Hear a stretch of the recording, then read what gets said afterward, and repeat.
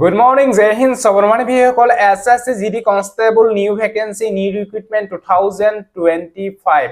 SSC GD Constable babe puno notun koi pod mukoli kora hobo BSF, CISF, CRPF, SSF, SSB, ITBPL, Assam Riflemen. E pod bilakot apply koribole hole simple metric pass koile apnaloke apply koribo পাৰিব কোনো ধৰণৰ percentage না লাগে কোনো ধৰণৰ experience certificate না লাগে যদি সিম্পল মেট্ৰিক পাস কৰি হৈছে তেতিয়া হলে আপোনালোকে এই এসএসসি জিডি কনস্টেবলৰ পদবিলাকত আপোনালোকে এপ্লাই কৰিব পাৰিব ডিটেইলছ বিলাক জনাম সব ভিডিওটো চাব যদি ইন্টাৰেষ্ট হয় এসএসসি জিডি কনস্টেবলৰ নতুন ভ্যাকেন্সিৰ বাবে যদি অপেক্ষা কৰি আছে তেতিয়া আপোনালোকৰ কাৰণে এই ভিডিওটো বহুত ইম্পৰ্টেন্ট আৰু যোনসকল ক্যান্ডিডেটে এসএসসি জিডি কনস্টেবল 2024 ত এক্সাম দিছিলে তেওঁলোকৰ ইতিমধ্যে ৰিজাল্ট মুকলি কৰা হ'ল যোনসকলৰ ৰিজাল্ট ভাল হৈছে তেওঁলোকে এটা নেক্সট ষ্টেপত ফিজিক্যাল টেষ্ট দিবলৈ পাব আৰু যোনসকল ক্যান্ডিডেটৰ এসএসসি জিডি কনস্টেবল 2024 ত নাম নাহিলে তেওঁলোকে হতাশ নহব নেক্সট ৰিক্ৰুটমেন্টৰ কাৰণে ভালকে আপোনালোকে তৈয়াৰী কৰক এবা আমাৰ অসমত কাটক কিয় ইমান হাই গল সকলো তথ্য জনাম সব ভিডিওটো চাব একলগে আৰু যদি আপোনালোকে আমাৰ চেনেললৈ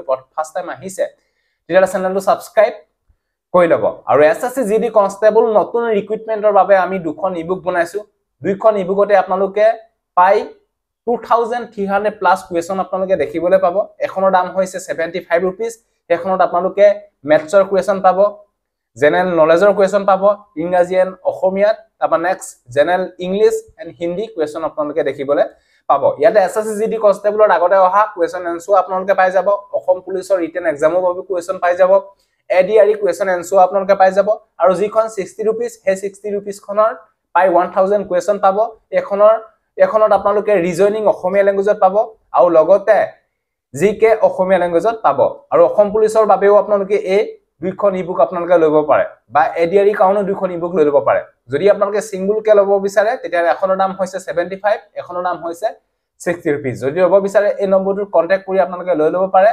পেমেন্টটো স্ক্ৰিনশ্বট মাৰি পিনে হোৱাটছআপত দি দিলে আপোনালোকক এই দুইখন ইবুক দিয়া হ'ব বা এখন যদি লব বিচাৰে এখন পাই যাব দুইখন লব বিচাৰে দুইখন লব পাৰে যদি লব বিচাৰে কন্টাক্ট কৰি আপোনালোকে লৈ লব পাৰে এতিয়া মেইন কথাটো হ'ল যে এসএসসি জিডি কনস্টেবল 2024 ৰ কাটঅফ কিয় ইমান হাই গল আমাৰ অসমৰ লৰাসকলৰ কাটঅফ বহুখিনি হাই গুছি গলগে আপোনালোকে চাই লওক ইয়াতে আপোনালোকক মই দেখাই দিছো বৰ্ডাৰ এৰিয়া ইডব্লিউএছ ৰ কাটঅফে গৈছে 56.34 তাৰপা নেক্সট বৰ্ডাৰ এৰিয়াৰ ইউআৰ কাটঅফ গৈছে 74.56 আৰু আমাৰ অসমৰ যিখিনি আপোনালোকৰ জেনাৰেল এৰিয়া কাটঅফ গৈছে আনৰিজাৰ্ভত 69.76 কিমান হাই কাটঅফ গৈছে আপোনালোকে দেখিলে আগতে এনেকুৱা কোনো ধৰণৰ ইমান হাই কাটঅফ না যায় এবা বহুত হাই কাটঅফ গৈছে আৰু লগতে এই হাই কাটঅফ যোৱা কাৰণ এটাই হ'ল এবা আপোনালোকে গম পাইছে এসএসসি জিডি কনস্টেবলৰ 13টা ল্যাঙ্গুৱেজত এক্সাম হৈছিল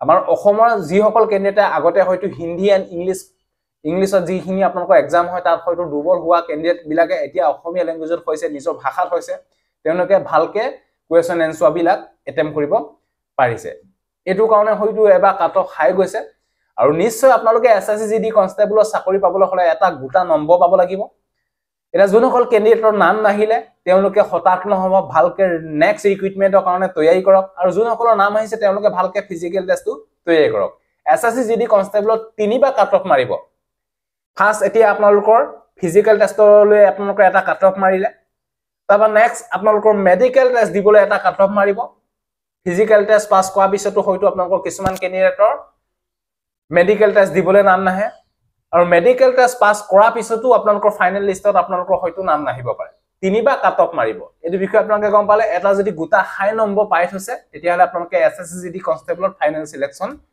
হৈ যাব এই বিষয়ে আপোনালোকে গম পালে এসএসসি জিডি কনস্টেবল নতুন ৰিক্ৰুটমেন্টৰ কাৰণে যদি তৈয়াৰী কৰিছে তেতিয়া হলে আপোনালোকে ভালকে এতিয়া পৰা ষ্টাডি কৰিব লাগিব ভালকে পঢ়িব লাগিব সিলেবাস বিলাক আপোনালোকে ভালকে তৈয়াৰী কৰিব লাগিব এই বিষয়ে আপোনালোকে গম পালে 27 আগষ্ট 2024 ত এসএসসি জিডি কনস্টেবল নতুন ৰিক্ৰুটমেন্ট 2025 ৰ বাবে মুকলি কৰা হ'ব আৰু এক্সাম হ'ব জানুৱাৰী ফেব্ৰুৱাৰী এই মাহটো যোৱা পিছতে নেক্সট মাহতে এসএসসি জিডি কনস্টেবলৰ 27 আগষ্ট তাৰিখে নতুন পদ মুকলি কৰা হ'ব নিশ্চয় গম পাইছে সেই পদবিলাকৰ কাৰণে এতিয়া পৰা ভালকে আপোনালোকে তৈয়াৰী কৰক যদি অসমীয়া ল্যাঙ্গুৱেজত এক্সাম দিব বিচাৰে অসমীয়া কুৱেশ্যন এনসাৰ বিলাক চাওক যদি হিন্দী এণ্ড ইংলিশৰ কুৱেশ্যন দিব বিচাৰে তেতিয়া হলে আপোনালোকে হিন্দী ইংলিশৰ কুৱেশ্যন এনসাৰ বিলাক আপোনালোকে চাওক এই পদবিলাকত এপ্লাই কৰিবলৈ হলে সিম্পল মেট্ৰিক পাস কৰিলে আপোনালোকে এপ্লাই কৰিব পাৰিব কোনো ধৰণৰ পাৰ্চেন্টেজ নালাগে, কোনো ধৰণৰ এক্সপিৰিয়েন্স সাৰ্টিফিকেট নালাগে, সিম্পল মেট্ৰিক পাছ কৰিলে এপ্লাই কৰিব পাৰিব। থাৰ্ড ডিভিজন হওক, ফাৰ্ষ্ট ডিভিজন হওক, সেকেন্ড ডিভিজন হওক, সকলো কেণ্ডিডেটে এপ্লাই কৰিব পাৰিব।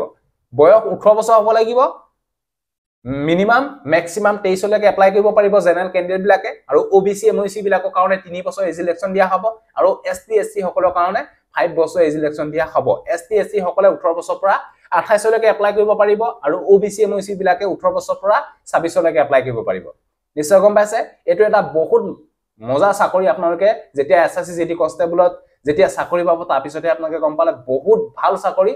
আপোনালোকে ইমানো কষ্ট কৰিব নালাগে, পঢ়াত আপোনালোকে ভালকে অলপ কষ্ট কৰিলে হৈ যাব।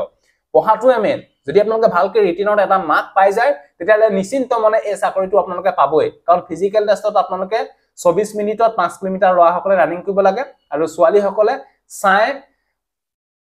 8 মিনিটৰ ভিতৰত 1600 মিটাৰ ৰানিং কৰিব লাগে। বহুত টাইম দিয়া হয় এই পদবিলাকত ৰানিং কৰিবলৈ। সেইকাৰণে আপোনালোকে ভালকে এই পদবিলাকৰ কাৰণে আগন্তুক ৰিটেন এক্সামৰ কাৰণে তৈয়াৰী কৰক। যোনসকল কেণ্ডিডেটৰ এবাৰ তেওঁলোকৰ নাম নাহিলে, তেওঁলোকে নেক্সট ষ্টেপত আপোনালোকে নেক্সট ৰিক্ৰুইটমেণ্টৰ কাৰণে ভালকে পঢ়ক।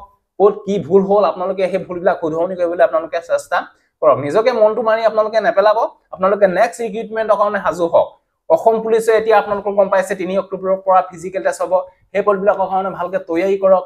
তাৰপৰা নেক্সট এডিআৰিৰ কাৰণে ভালকে আপোনালোকে তৈয়াৰী কৰক। সেপ্টেম্বৰ মাহতে এডিআৰি হ'ব। আৰু লগতে আপোনালোকে যদি পাৰামিলিটাৰী বা এছএছচি জিডি কনষ্টেবলত জইন হ'ব বিচাৰে, তেতিয়াহ'লে সেই পদবিলাকৰ কাৰণে তৈয়াৰী কৰিব পাৰিব। কাৰণ 27 আগষ্ট 2024ত আকৌ নতুন পদ মুকলি কৰা হ'ব।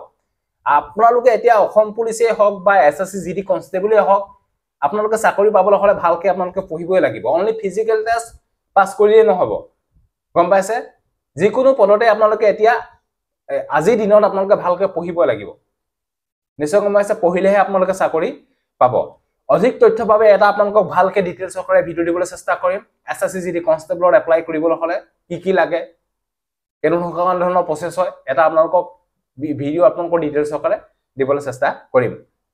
আৰু আজি এই ভিডিঅ'টো যদি আপোনালোকক জনালো, নতুন ৰিক্ৰুইটমেণ্ট মুকলি কৰা হ'ব 2025ৰ বাবে 27 আগষ্টত। আৰু যোনসকল কেণ্ডিডেটৰ এতিয়া ফিজিকেল টেষ্ট দিবলৈ নাম আহিছে, তেওঁলোকে ফিজিকেল টেষ্টৰ কাৰণে ভালকে তৈয়াৰী কৰক। আৰু যোনসকলৰ নাম অহা নাই, তেওঁলোকে নেক্সট ৰিক্ৰুইটমেণ্টৰ কাৰণে তৈয়াৰী কৰক। যদি ভিডিঅ'টো ভাল পালে সকলো বন্ধু বান্ধৱীকে যাতে ভিডিঅ'টো শ্বেয়াৰ কৰক, যাতে সকলোৱে গম পাওক। সো আজিলৈ বাই, জয় হিন্দ, বন্দে মাতৰম, জয় অসম, ধন্যবাদ।